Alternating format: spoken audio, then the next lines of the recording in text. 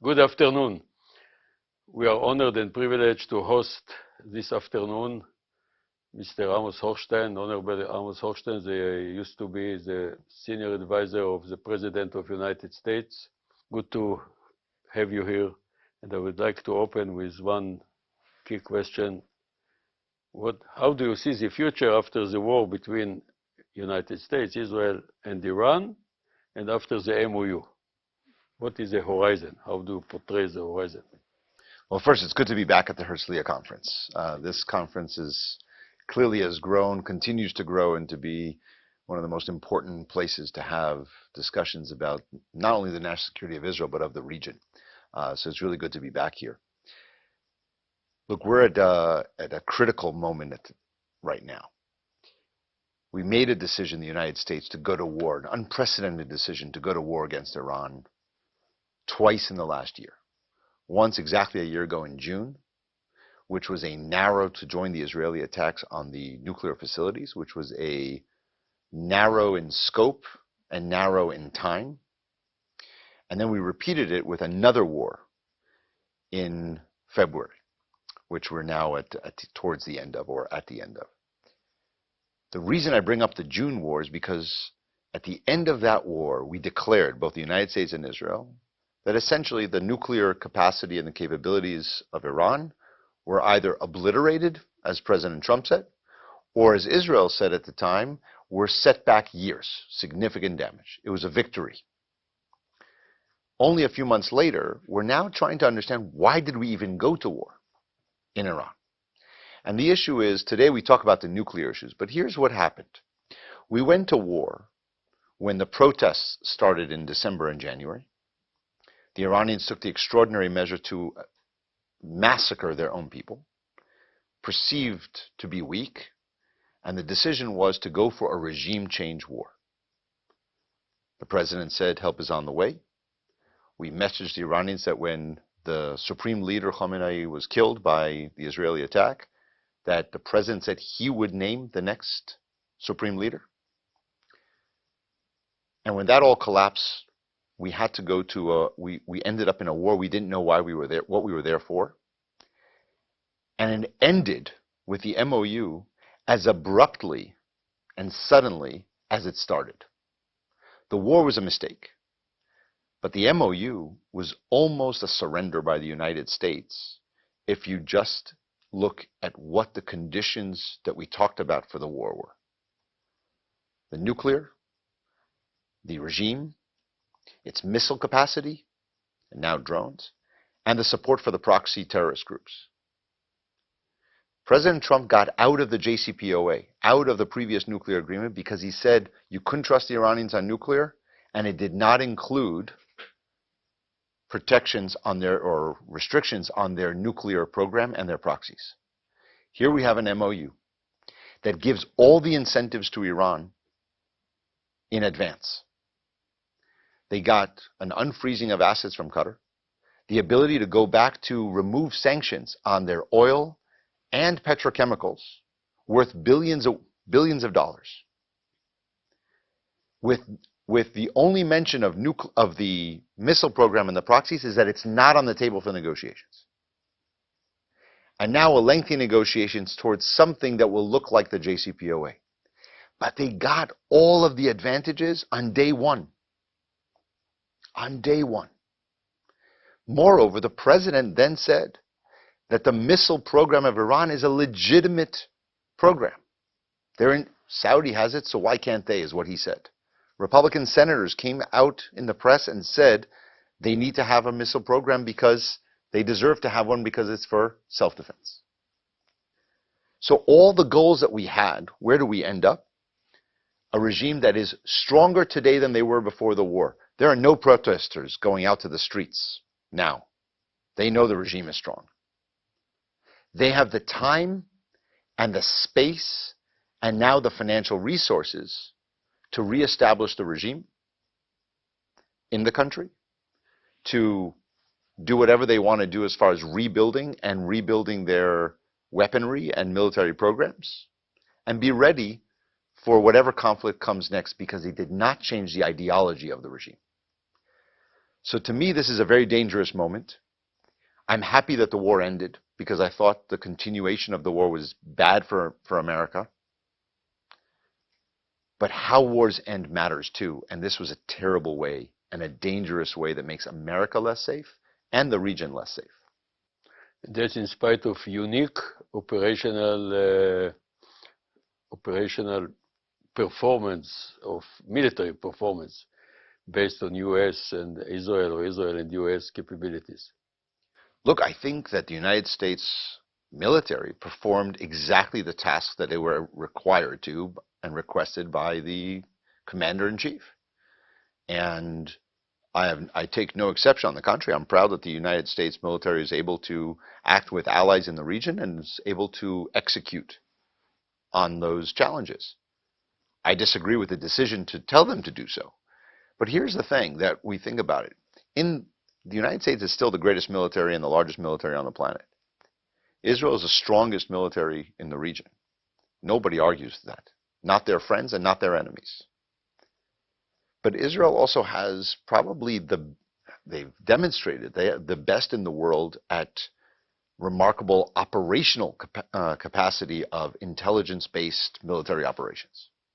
They're excellent. But winning a lot of battles or winning a lot of operations doesn't mean you win the war. It just means you won that battle. It just means that operation went well.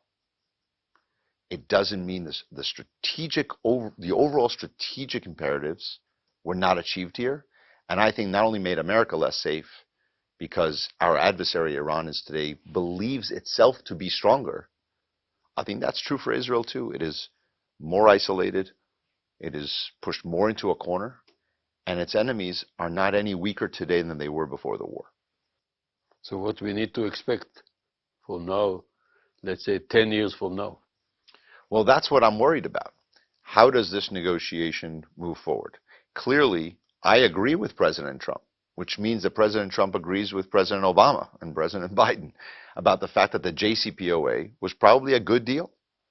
He's finally saying it because it was a narrow deal. It didn't deal with missiles. It did not deal with proxies, which was the criticism. It dealt with the nuclear program. And when you get out of a program like that and an agreement like that with verifications, you have to replace it with something. We replaced it with nothing. So what are we looking forward to? Hopefully, over the next many months, they can reach an agreement with Iran on enrichment. And hopefully they can get a verification system that is as strong or stronger than what we had before. And that will last for the next 15 years. But Iran gains something very big here. The MOU gives them all the incentives, and they only have to do one thing: open the Strait of Hormuz. But the strait was open before the war. In fact, it's never been closed. Even in the 70s and 80s when we had challenges, it was not closed. They believe that the MOU allows them to maintain control, even take aside the issue of whether they charge money for the tolls. Even without money, they can still exert control, and the MOU, if you read it a certain way, gives them that control. Which means for the years to come, as you ask about the next 10 years, do they redevelop their missile program? I would assume so. We just told them that they're allowed to. It's been legitimized. Do they develop their drone program? Their drone program was already developing very quickly. They were the main supplier to Russia in the Russia-Ukraine war of drones. So those two programs will definitely continue. What will happen to the nuclear program? I don't know. I don't think anybody does. We'll see how the negotiations go. And the support for the proxies, I think they learned that their proxies are even more important than they thought. And so they will double down, whether it's the Shia militia groups in southern Iraq, whether it's the Houthis in Yemen, and of course Hezbollah in Lebanon. They will continue to support those proxies and others because there's no restrictions put on it. And they will have the financial capability now with the removal of the sanctions. This is the biggest sanctions removal that the United States has done for Iran in 40 years. Much bigger than the JCPOA sanctions removal. What do you think about the plan to topple down the regime? It is, it will be feasible. I think this war was started on the premise of regime change. It was a bad premise. You can take a lot of intelligence. You know this better than anybody. Just because you have some intelligence doesn't mean you know the whole picture. And I think the intelligence maybe was accurate, potentially, but the analysis of it into strategy was wrong.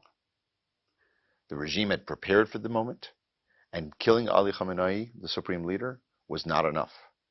They had preparations in place for the system to survive. And the old adage, if you come for the king, you better make sure that you kill the king. And here, we made this regime stronger, angrier, more vengeful. And now we have a new regime. And we don't exactly know how they're operating. A lot of theories on who's really in charge and how and which people. I certainly don't know. But I know they survived. And the idea that they survived the first round, that first week, enabled them to get stronger and stronger. The MOU says that the United States and Israel respect the sovereignty of Iran, which means now we officially, on paper, respect the regime's existence. So toppling them, it's off the table. It's not on the menu at the moment. I've always believed if the regime will fall, it will be by its own people, not by an aerial bombing from the top. You were involved deeply in Lebanon. That's a great challenge forever. What do you think about the agreement? What are the prospects? What is the forecast? What is the horizon? Is there any chance there will be peace between us and Lebanon, or Hezbollah will give up its de facto sovereignty over Lebanon? The first clause in the MOU between the United States and Iran distressed me to no end. The MOU, the agreement that was reached then, put Iran in a position of control, or of at least having a large say-so in Lebanon, formally, even though it already had it, but formally. We announced a deconfliction cell where Iran was a member of. Israel wasn't, but Iran, Pakistan, Qatar, Lebanon, and the United States were. I said publicly I thought that was a terrible mistake and a disservice to the government of Lebanon. The agreement that was reached last week between Israel and Lebanon, and the state of Lebanon, not with the Iranians, I think is a very good agreement because it's a good opportunity. But let's not confuse, it's not a peace deal. It's again a very thin page and a half number of clauses with a lot of room for interpretation. But I'm an optimist. I believe Israel and Lebanon can live with stability and security and maybe peace someday, whatever you define peace as. But to get there, there are a number of elements that you have to have. Israel will never have a lasting, stable relationship with Lebanon if its forces are occupying part of it, period. Lebanon needs to be able to rid itself of Hezbollah as a parasite on the state,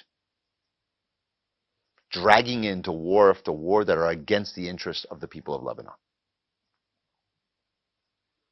They joined this war, Hezbollah, according to their own words, to avenge the killing of the supreme leader of Iran. They can go fight in Iran. Why are they fighting in Lebanon? The Lebanese people, vast majority, were not in favor of that. But here's where we are now. We have two agreements on Lebanon. One is the MOU with Iran, and one is the agreement that was signed last week. They contradict each other. I am choosing to hope that this agreement, signed in Washington, replaces whatever was agreed to with Iran in that MOU. Iran should not be part of this process. And therefore, take this agreement now as a moment of opportunity. I think Joseph Aoun, the president, General Joseph Aoun, the president of Lebanon, and Prime Minister Nawaf have made a courageous step that says, I'm no longer taking dictation from Iran. I'm doing what's right for the Lebanese people and for the Lebanese state. The tricky part here is that it needs to be implemented by both sides. here's where I think that the recipe for failure is. Israel says Lebanon cannot on its own, the Lebanese army, disarm Hezbollah. And I agree with that. I think the Lebanese agree with it. The part I disagree with Israel is it says, therefore we will. Israel also cannot disarm Hezbollah.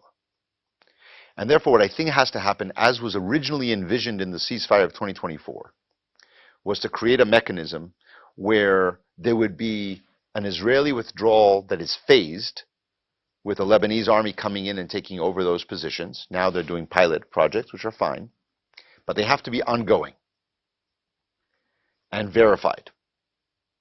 But the Lebanese army needs military support. It needs boots on the ground from international forces, not UNIFIL, not under UN command, under American command.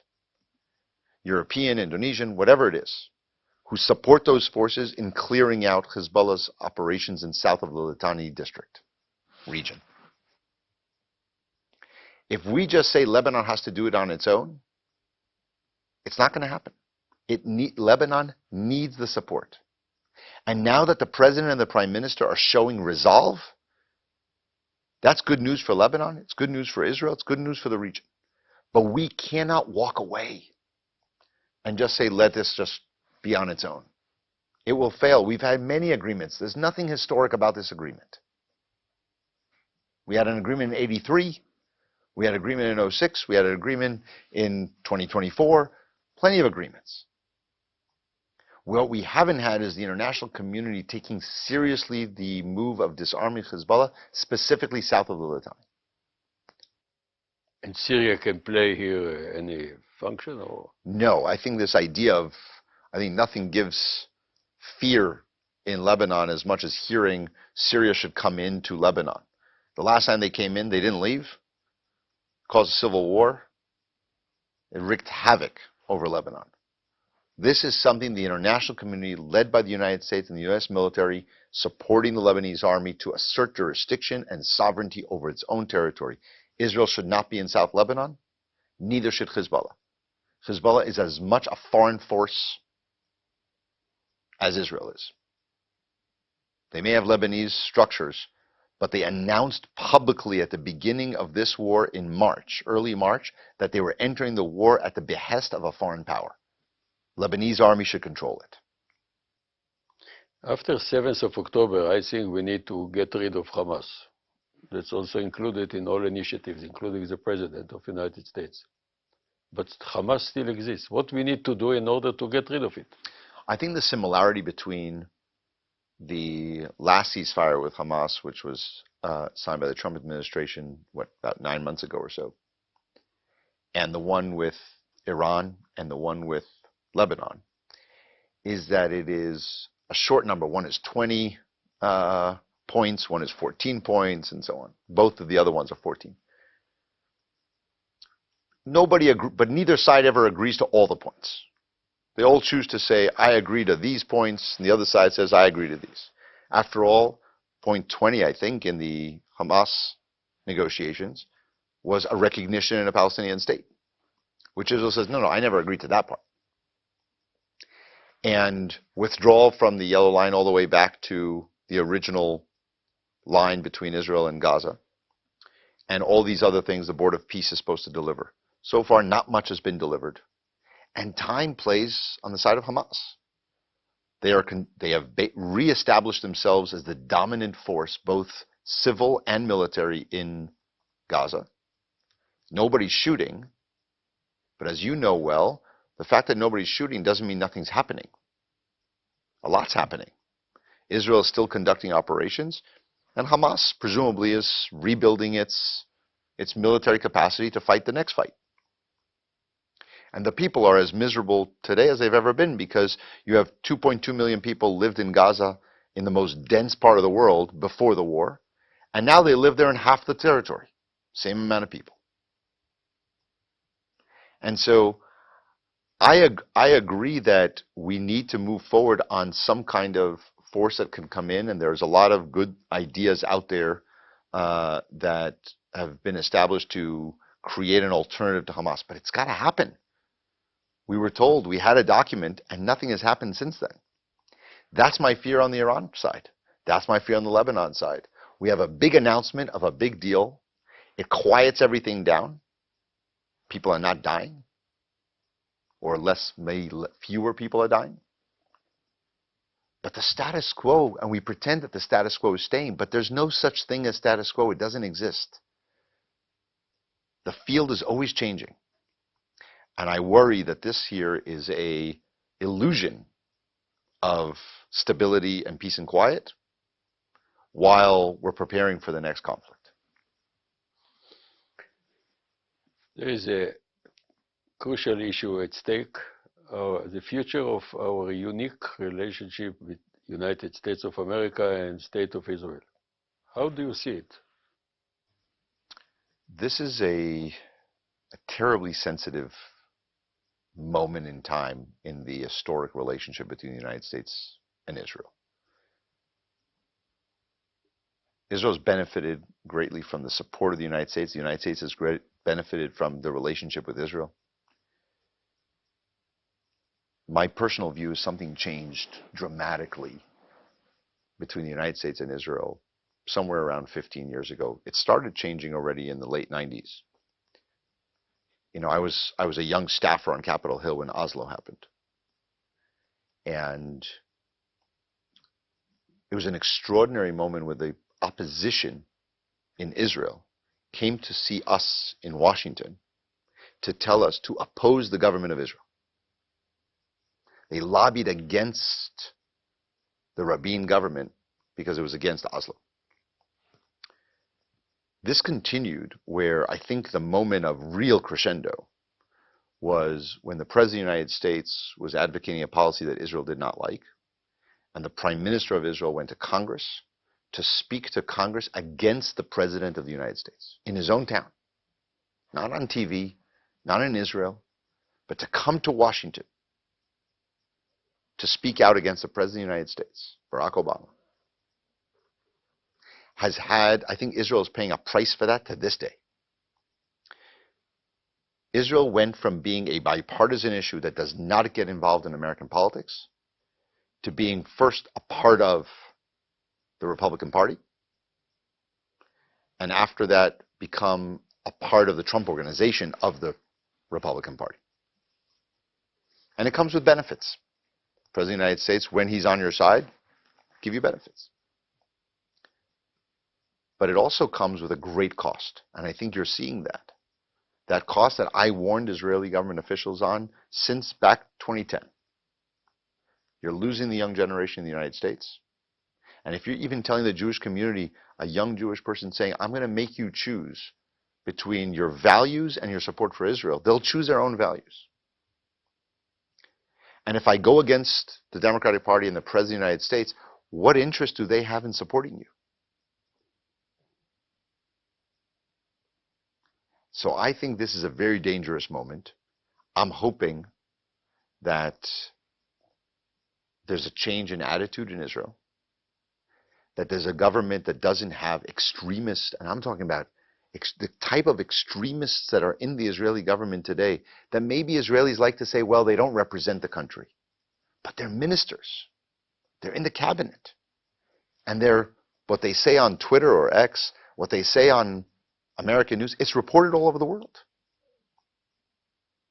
The violence in the West Bank against Palestinians, all of that is drawing a picture that is extremely uncomfortable for everybody to say, why am I supporting Israel? You tell me that Ben-Gvir is not representative of the country, but he's a minister of internal security. He controls the police. And he's still there. He wasn't fired for all the things that people, I know a lot of Israelis don't approve of Ben-Gvir. And the majority of the country probably thinks that he's an embarrassment.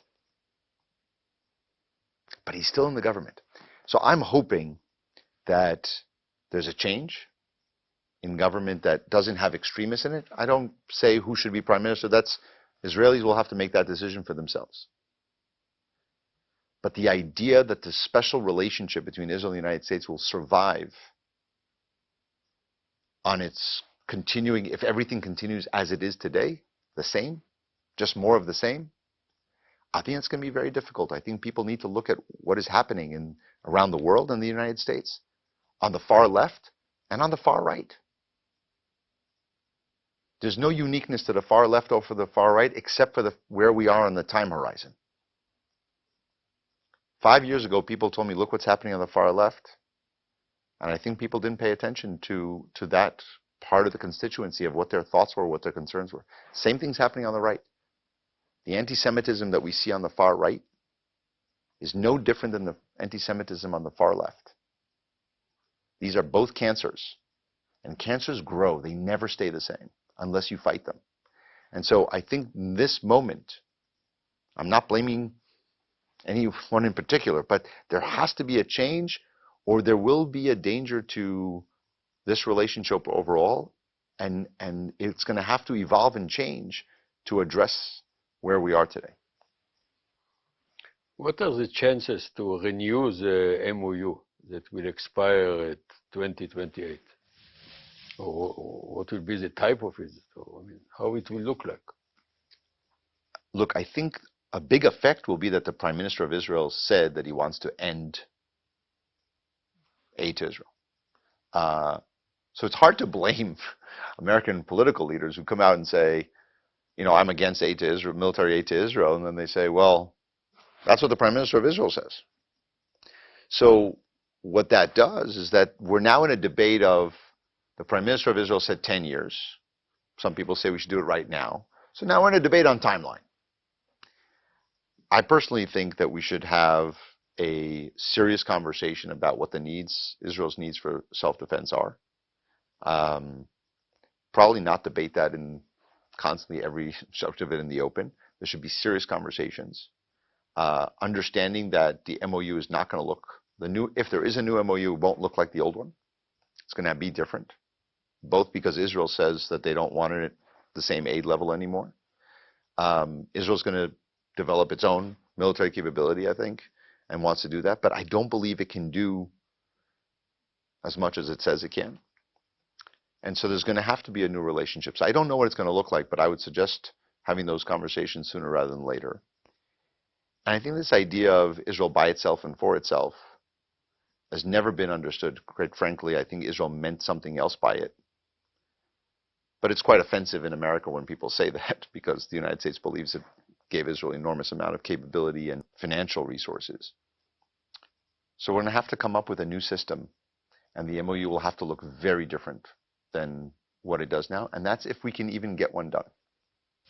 But it will happen at all, because I'm trying to imagine how it will work from the American point of view. I think the American point of view, first of all, I don't know what the elections in Congress are going to look like this coming fall. I don't know who the President of the United States is going. I don't know who the nominees are going to be for President of the United States. So I think all these things are going to matter. And so I don't know if there's going to be another MOU. But I do think that regardless of if there is one, it's going to look very different. It's going to be on one of the central themes of it is going to have to be the Prime Minister of Israel's public announcement that it wants to get out of the business of military aid. And it's going to have to address what kind of military alliance and relationship we're going to have between Israel and the United States, and between the United States and our other allies in the region and beyond the region. These questions, this question of the MOU with Israel is coming against the backdrop of bigger questions about our American defense relationships with NATO, with countries, with our allies in other places, our forward military basing in the Middle East. Do Middle East countries still want them or not? All of this is up in the air at the same time. So I think it's a moment where I don't believe anybody who tells me they think they know what it's going to look like. That's the only thing I know won't happen. I don't know. You were involved deeply and widely in the efforts to achieve normalization that is so important to Israel between Saudi Arabia, like leader of the Islamic world, the Arab world, and so on, and Israel. What can we expect now? Look, as you said, I was involved in the negotiations on the 4 chapters that we had between the United States and Saudi Arabia that would have led to the normalization. The first thing that hit that, and by the way, the IMEC announcement at the G20 just before October 7 was a step because we were about to do it, right? The fact that we could agree to that was because we all believed that the normalization was weeks away, if maybe a couple months. But then it became an issue again where I thought we could do it again, even towards the end, if we had been able to end the war in Gaza, to have some kind of end of state of war in the region that Israel was part of, and a pathway, announce a pathway towards a Palestinian state. I think there was a disbelief in Israel that the Saudi government really cared about it. And what we tried to tell our counterparts here in Israel, if you want this normalization, which we think is extremely strategically important for Israel, because as you said, Saudi Arabia is not just the most important country in the region, in the Gulf, in the Arab world. It is the most important Muslim country in the world. Its influence is far and wide, from Africa to South Asia to Southeast Asia. And the Crown Prince, Prince Mohammed bin Salman, is a critical figure in all this. And it's a transformative moment for the region and for Israel. But to do that, you have to understand that he has strong beliefs as well. And one of them is there has to be a public announcement of a pathway of a certain amount of years that is a serious and real process that ends with a Palestinian state. Now, what type of Palestinian state, what exactly it looks like, and who the leadership of the Palestinian state is, and so on. All those things can be debated and discussed and negotiated in this process. Nobody's saying that Israel has to buy into all of those issues on day one, but just to get to starting a process. That seemed to be something that the Israeli government was not willing to do during my time of negotiating. I think the war in Iran and the way it ended with the MOU makes it even more difficult at the moment. Upsetting the apple cart right now. We just got the stability. Why there could be a thought in the region about why rekindle more animosities. Let's just let things be stable for a little while. I think it's a critically important thing for the United States, and I hope this is where I wish President Trump success. I hope he is successful. Because if they are able to get a normalization deal, that will mean that we've also been able to solve other things on the Israel-Lebanon front, in Gaza, and on the overall relationship between Israel and the Palestinians.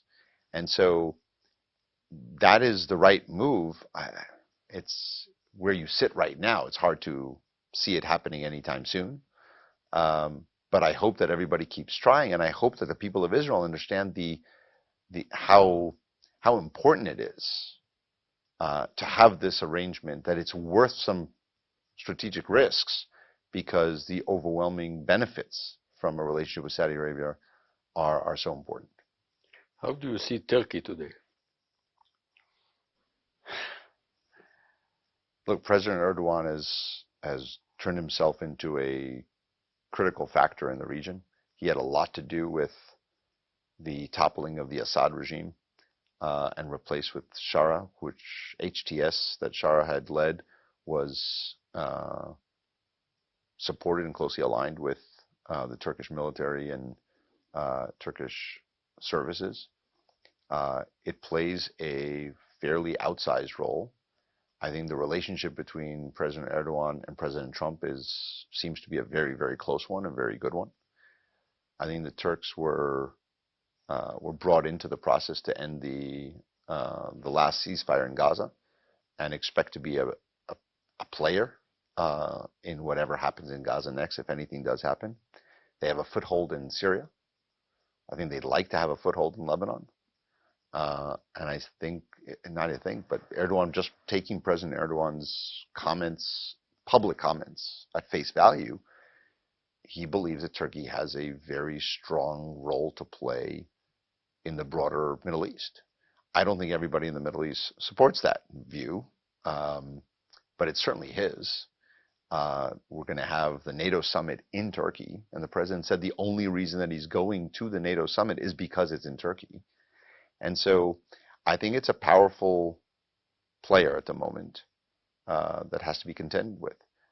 how it views political Islam and the Muslim Brotherhood and what the view of the future is, I don't think that's something that the United States sees eye to eye with Turkey on.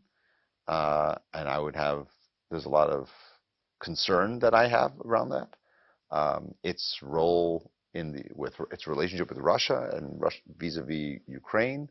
Are they there as a helpful tool to help bring an end to the war? We certainly tried to work with them in the Biden administration towards that goal. But there's a lot of question marks there on what does Turkey really want to do. But I think it would be a mistake to underestimate their capabilities in the region. I can talk with you forever, but the last question, because of the time. Do you have any major recommendations for Israel now, based on the dramatic historic changes that are occurring in the Middle East? Yes. I would say get away from the grandiose efforts and dreams to reshape other countries. Take this opportunity with the Lebanon deal from last week seriously. Be constructive. Implement what you promise. There are always reasons to come up with why not to implement. A security risk, not perfect, work by the other side, etc. But do the gestures. President On is proving to be the exact patriot we all thought he was for Lebanon.